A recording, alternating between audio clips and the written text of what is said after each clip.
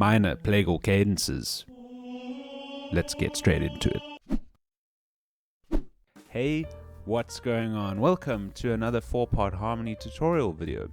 Today we are looking at the minor Plagal cadence. Let us first consider its figuring. For this cadence, you should use a lowercase 4 to a lowercase 1.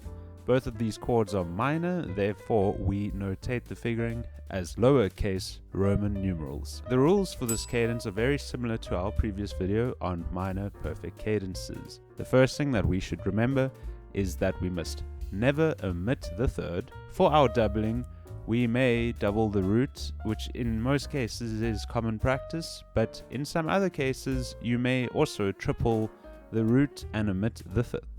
Let's now head over to Sibelius and have a look at 2 examples of this cadence in practice. Okay, now that we've checked out some rules for minor Plagal cadences, let us look at these 2 examples and see if we can write them for ourselves. In this first bar, in G minor, we use lowercase 4 to lowercase 1. Our triad here for chord 4 is C, E, and G. For chord 1, it would obviously be G, B flat, and D. First thing we should do is get down our root. So for this example, I'm going to start with a C in my bass. In the tenor, I'm going to go to a G. In the alto, I'm going to stick with the third, the E. And in the soprano, I'm going to double my root and go to a C. For chord 1, we of course start with our root in the bass, that is G. In the tenor, we have a few options available to us, but it makes sense to keep our tenor nice and constant. In the alto, we can drop our E down by a step to a D. And in the soprano, the same thing applies. Our soprano can drop down by a step to our third, E flat. Now on to the next bar. In E minor, our triad for chord 4 would be A, C, and E. For chord 1, our triad is E, G, and B. Of course, we apply the same techniques, but this time I'm going to aim for a more closed position sound. So in chord 1, our bass is A. In the tenor, I'm going to double my root.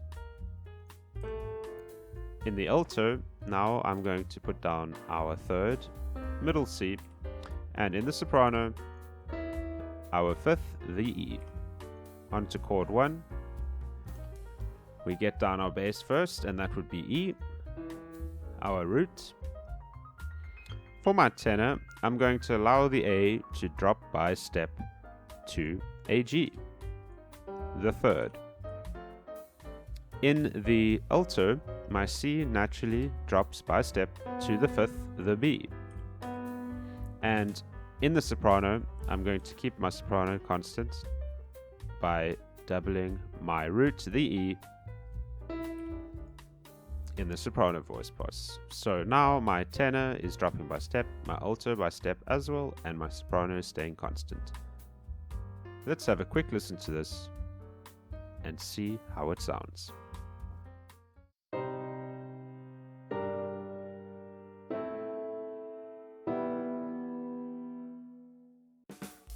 Thanks for watching, everyone. If you enjoyed this video, hit that like button and maybe that subscribe button. If you didn't, a dislike. I've been Murray, and as always, I'll see you on the next one. Goodbye.